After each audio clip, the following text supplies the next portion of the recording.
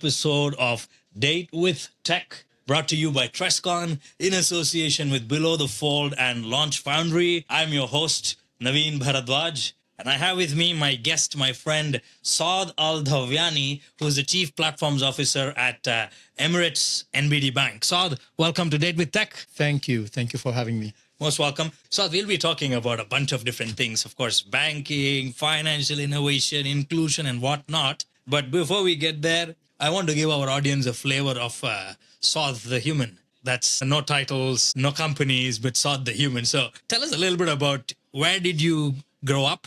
What did you study? Some of your passions, your hobbies, your habits. And lastly, how did you end up with Emirates NBD? How did you take up, platform's leading role? Wow, a lot of questions. Huh? Okay, so let me start. I'm an Emirati.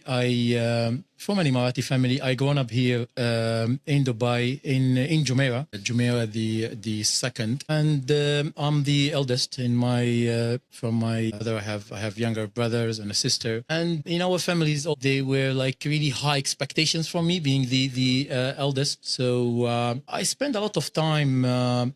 In learning things at school and etc. And I was among one of the best, always like one of the best students there at school, and that was encouraged as well by my parents. In the same time, also I was an active athlete, so I love sport. I love sport and different kind of sports. I ran. I played football. I played football as well in one of the clubs here in Dubai, Al Wasl Club. Probably oh wow, wow, the golden team. Nice. So and then after school, I went to one of the colleges here, higher colleges of technology. And when I grown up, I liked building things. I loved technology. I liked creating things. And I still remember as well when I was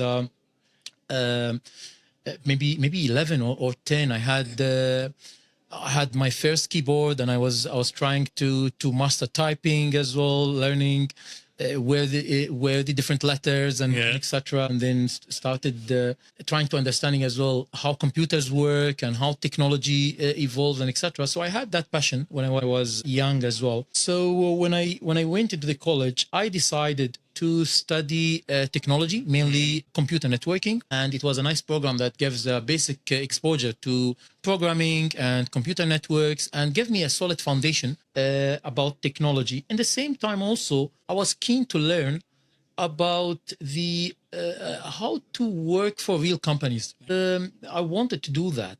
So I started working at a very young age. I took a job in one of the local banks as well, without obtaining my graduation. But I had good exposure to technology, and I still remember my first interview. And then the guy said that, how do you want us to hire someone without a degree? I told him, well, if I pass the interview, then you should hire me. Yeah. Okay. Not because of my graduation or exactly. the piece of, which is valuable, but that's not the only. It was tough, and but it was a great experience. I passed the interview, and they were really impressed by my skills at that point in time, and knowledge and passion. I was young, passionate. Yeah. I was 20, probably 20. You're 22 now, so that was 2 years ago. Yeah, it was probably 20 years ago. Yeah. Guess my age. And there, my journey in technology have started, evolved there from engineers, and I took engineering manager at various roles. I managed networking, infrastructure, data center projects, and different technology-related projects. And I moved also from one role to another, various companies, until one of the headhunters. Actually, I met him today as well. Really? I met him just a few hours ago. Is he offering you another executive role somewhere? Not really. He said, okay, Saud, it seems that since I got you the job at EMBD, you never left. Are you still looking for something else? I told him, not really. And that means EMBD's got a great culture. Exactly. And there also the bank, as you know, that the bank is evolving nicely. And the bank had given me a great opportunity to grow and to manage various teams, different areas, be part of interesting, fantastic projects across the group. And one of the most important roles that I took at EMBD was the CTO. I was the CTO for Emirates NBD. Nice. And that gave me great exposure as well to the technology space and build my network and deliver many interesting things for Emirates NBD until 2 years ago. I took over the role of Group Chief Platform Officer, which is another challenge for me, but an exciting role. Fantastic. Yeah. This podcast is all about you, but I want to throw in just a minute. There's a lot of similarities between you and me, and of course, a couple of dissimilarities. I'll start with the dissimilarities. I did not pursue technology. Similarity, though, is I'm a computer science engineer. I worked for a bank. Actually, I got a job at HSBC. I can name it before I was a graduate. I was also working quite early as a teenager. I was also among some of the leading kids in the classroom, although people didn't necessarily like me for that because I was teacher's pet, mischievous teacher's I can pet. relate. Right? So, exactly. So when you were speaking, I'm thinking, is this my life? Another dissimilarity, though, is football. So I was bad in sports. So I know my friends never wanted me in their team. They wanted me in their team for all other things minus sports, right? So maybe I could learn a thing or two in football from you. But going back to you, Saud, Group Chief Platform Officer from being a CTO, I think this is an interesting time, right? Because the technology landscape is evolving so rapidly. Banking system is also transforming so rapidly. Emirates NBD is one of the leading banks here, so you can't be seen as being the second. You always have to be seen as the first to try new things, the first to launch new platforms. How's that working? And what type of immersive, intuitive platforms are you guys focusing on? So it is, I mean, as I mentioned, since I moved to Emirates NBD, I never thought about moving elsewhere because my personal beliefs and the organization belief system are matching. And this is around being always competitive and try to be always first, because if you are not first, then you are no one. You are not there. Okay, it's either first or nowhere. So this is something that I truly believe in personally, and this is something that the bank as well embraces. And this role is a great role. Actually, it offered me an opportunity to be very, very closer to our business colleagues. It gives me also an opportunity to deliver things to our customers. My previous role as a CTO was more of an engineering role at the back. I mean, like what people would say is the guy in the garage or in the in the dark room. Yeah. It's it's a comfortable thing for me. I'm an introvert, so it was good for me, but I needed to take a straight challenge and be closer to business and also see in real life myself the impact of what is being delivered and deal with the stakeholders, orchestrate delivery with them, deal with their day-to-day problems, rather than receive these problems through an intermediator, because a lot could happen through the translation. I mean, you lose the emotional part of it when you talk to the end customer directly. True. Because you're hearing it from the horse's mouth. Yes. You can assess the emotion, the psychology, the idea behind the feedback or input or reception, etc. Yeah, very good. Now, I know that one of the things that most bankers are now talking about is open banking, which is completely revolutionizing the way banking was conducted, or banks as we've known it. Are you guys doing something in the open banking space? Regardless of that, what is your take generally on open banking, Saud? Yeah, open banking, or what the recent evolution of open banking now, which is open finance, is an interesting space. And at EMBD, we started experimenting with this back in 2013, 2014, if I remember correctly as well. And at that point in time, it was always viewed as one of the technology and digital enablement initiative. Okay, it's you need to build those APIs in order to integrate with partners, suppliers, and potentially as well some of the customers. At that point in time, it took us time to mature the technology that supports open banking, open finance. It took us time since we started, but we reached into this situation where we recognize something which is much more important, that open banking and open finance is a business transformation opportunity rather than a technology or a pure digital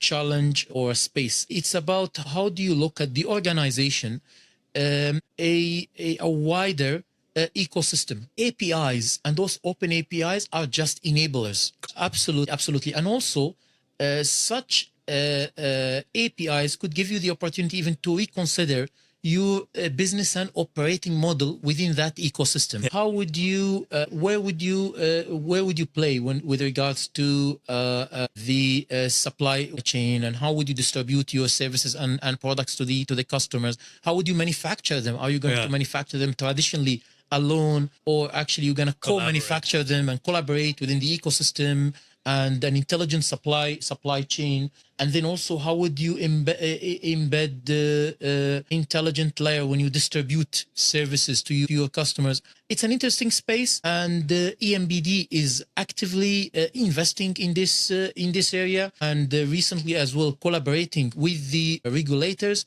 in order to ensure that the model that we are adopting here in the UAE is one of the leading models, and based on the learning from the different countries that have started with open banking and open finance earlier. Yeah, I think collaboration with the regulator is an interesting piece, because you need the baseline and you also need the boundaries, right? Now, based on everything that you said, Saud, it actually gives me so many different thoughts. We can't unpack everything, but just a few, again, touching on that open banking. Now, in your position, I think banks typically are known to have legacy systems, but they want to make that big switch. Now, open finance, as you said, APIs and connectors to a lot of third parties, your data, their data, what to give, what not to give. And then you've got the data privacy challenges, security issues at the edge, because we notice that API security attacks or attacks at the API level is also increasing, right? So how do you juggle between all these different things and make sure that you're giving your business and business stakeholders the results that they want? You're making sure your customers feel comfortable with the platform being safe, secure, privacy is not being impeached. And thirdly, because the landscape is changing so rapidly, how do you also make sure that you have that 1 foot in future, so you don't have to redo everything? Yeah, an interesting question, and tells me a lot about your study. I mean, definitely you have done a lot in terms of computer science. So for us as EMBD, as I mentioned, I mean, we've been focusing a lot on the technical foundation, but recently we started looking at open banking and open finance from a business and strategy point of view. And the moment you start looking at this area from strategy, business operating model, you will start writing down many such relevant questions, which are: what is the impact on the customer journey? What is the impact on the customer privacy? What is the cyber surface that I need to watch and protect? Yeah. Okay, you'll start asking all these questions, because if you look at this as a technology only problem, you would not even come into these questions in order to find solutions. You know that, before you start with a solution, you should frame the right question. Yes. And I think now we have all these questions. We understand the areas that we would like to focus on. And from my role as a group chief platform officer, one of the most important things that I should worry about here is to make sure that our platforms are exposing all their capabilities via APIs. Okay? And making sure that the legacy platforms are transformed. And for the areas where a transformation is, let's say, that has a limitation, because I mean there's a limitation, depends on the area that you are tackling, is actually build different kind of adapters that would expose those rich APIs functionality. So this is important. Second, making sure that the platforms are secured. 3, scalable. 4, resilient. Yeah. Because now you are not only serving your own channels, but talking about third parties that would interact with you, and you need to support their volume. You need to make sure that these connections are secured. You need to make sure that also you are resilient. You're always available. And these are some of the key priorities that I look at when designing platforms, running platforms at EMBD. So intelligent integration, security by design, scalable on demand, and resilient by nature. If that's how I could summarize the platforms you guys are building, yeah? Yes, you could be an architect. Trust me. Good. Now, I want to switch a little more from there on, right? What role do fintechs actually play in all of this? And what does the future of fintech mean to either you personally or Emirates NBD as a group, Saud? Yeah, this is an interesting question because I mean at the beginning when this fintech term started emerging, everybody thought about those companies as pure technology play. Okay, Correct. Now what happened, because the legacy technology providers, unfortunately, banks are the main companies in this space, were actually pushing back on some of this innovation, and they were very slow in adopting some of the impressive solutions that were coming from the fintechs. Some of those fintechs started entering the territory of the banks.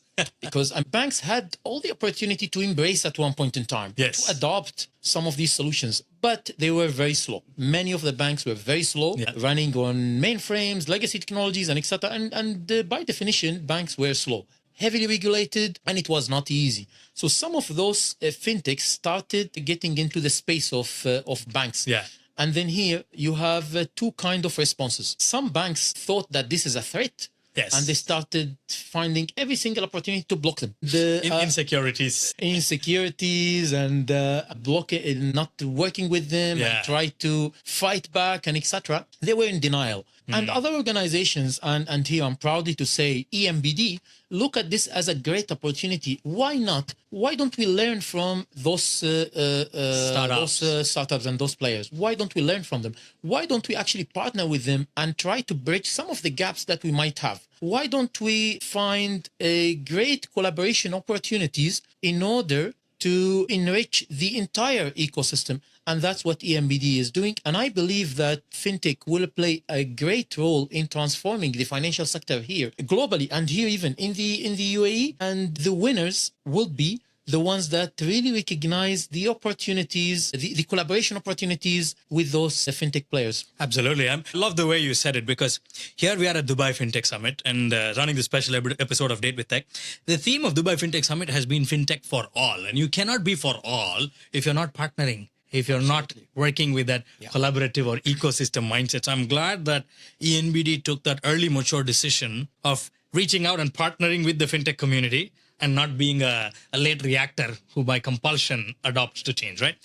On that front, any examples, recent or early examples that you can share of ENBD's partnership with those startups, as well as the possible good, bad, and ugly that might have come out, because not everything might have succeeded or turned out the way that you guys wanted to, right? Yeah, this is interesting and good. Actually, of course, through this journey, you have to embrace as well an element of learning. Yeah. Okay. So you're gonna go through this journey, and you're gonna learn a lot, and it's an opportunity to improve and become much better. In some of the successful partnerships that we've been having is with a company called iPid. I mean, they do a great work in terms of identification of beneficiaries and recognizing the ultimate payment beneficiaries. They play a role in the cross-border payments transactions, and also Apro is a fantastic fintech as well. They play in the area of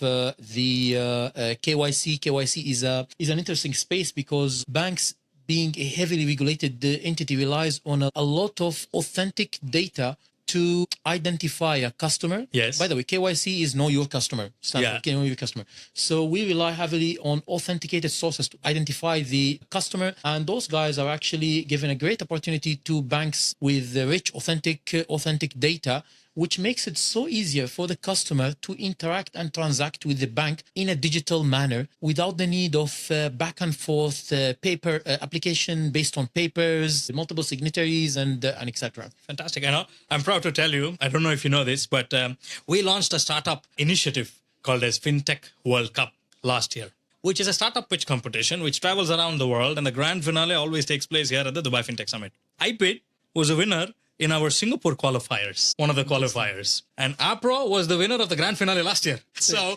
I'm happy that we were able to identify those startups, which Emirates NBD has also identified as your partners in change, right?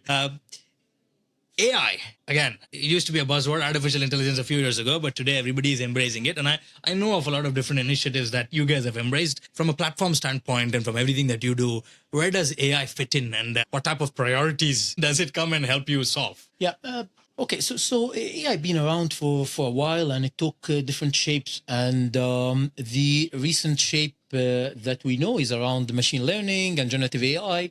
I mean, if you look at it within the technology landscape, it is not a standalone or an independent domain by itself. Ideally, AI is would fall into different domains. For example, I have multiple platforms at Emirates NBD, from payments, core banking, trade finance, treasury, and enterprise systems. There is a space for AI in each domain. Okay.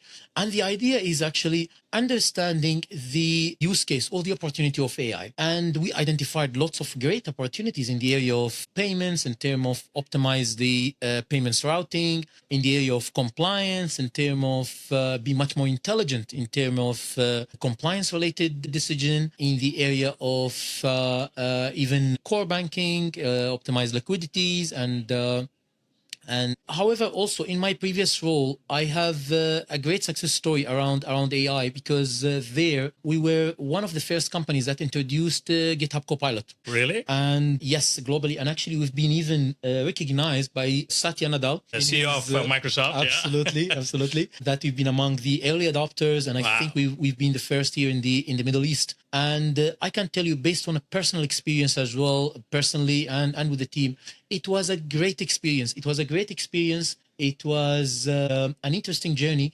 I think after a year, or probably less than a year, we've managed to recognize about 20% productivity. Wow. And also what we have done, we have our happiness index score for the teams. And actually the teams that are using Copilot, they were happier. Nice. We use Copilot as well. You do, right. So it is interesting. And actually, we have not stopped there. We are even now adopting the recent generations of those of the Copilot in order to enrich the developer experience, making sure that developers are much faster, productive, and also deliver on quality. You know that those are the guys that are always under tremendous pressure in order to deliver. Now we had given them this nice tool in order to help them. Yeah. We still demand a lot from our developers. Well, you know what, Saud, you just beautifully conveyed the fact that AI for ENBD is cutting across people, processes, and technology, right? It is everywhere. It is everywhere, exactly. AI everywhere, because even the use cases that you gave, be it trade finance or core banking or cross-border payment settlement or user friendliness for your internal staff, and I'm pretty sure there are applications that are front-facing, customer-facing also. So you are using AI in pretty much everything that you do. That's amazing. Emirates NBD priorities for the next 3 years. No, 3 years is probably too long. For the next 1 year. Okay, I mean, we're going to continue modernizing our platform, our technology stack. I mean, this is a journey that we've started a few years ago, and we became much better in doing that. And we recognize that this is a great investment. So we're going to continue doing that. At the business front, we are going to definitely leverage on such an investment and focus on payments. We're going to focus on SME. SME is a sector here in the UAE, and I think it is not well served by banks. It is part of one, business growth, but actually it's part of financial inclusion initiatives that we are part of at EMBD. Beyond that as well, sustainable finance is something that it's a new area as well that we started focusing on, and we've launched some successful products in this space. Play an active role in open finance is one of the priority. Continue our growth globally and in our regional market like KSA, Egypt. Interesting. I think at least I mentioned 5, but it's a long list. So domain expansion, geographical expansion, business evolution. So initiate, implement, innovate, impact, because again, you talked about sustainable financing, blended impact investment, so many other things come in, right? So before we conclude, there's just one thing, because at least a couple of times you mentioned how Emirates NBD was the first to do something. No, there is something about Emiratis, right? You want to be the first, right? The spirit of Emiratis, the leadership, and every single Emirati friend of mine that I have, including yourself, Saud, you've got to be number one, right? How do you guys make sure that this happens? And how is this you carry on your sleeve, on your shoulder every single day, that positive mindset to be the number one and actually end up being number one in so many different aspects? Yes, definitely. And actually what I would say here, we are really inspired by our leaders. Yeah. Okay, our leader, our president, our vice president, and the leadership family here in the UAE are great inspiration for all the Emiratis, and we carry this, and that's why. I mean, we believe that it's either number one or nowhere. So we wake up every day, every morning. Be first. Every day you want to be first. Yeah, fantastic. The leadership here is not just an inspiration for Emiratis. They're actually an inspiration for a lot of the expats like me who actually made UAE their home. And you'd be surprised that they're also an inspiration for those that have never actually traveled in here, but they read about the practical real life stories, the inspiration, the motivation, the fact, the growth of the UAE has been amongst the fastest when you compare to a lot of other countries. I think is just a motivation for the entire mankind. So Saud, for the Emirati you are, for the footballer you are, for the geek programmer that you were, for the chief platforms officer that you are, hats off to everything that you do at Emirates NBD, and hats off to all our Emirati friends out there that actually drive people like us to also strive to get better and strive for excellence. Thank you for joining us here at Date with Tech. It's my pleasure. Thank you.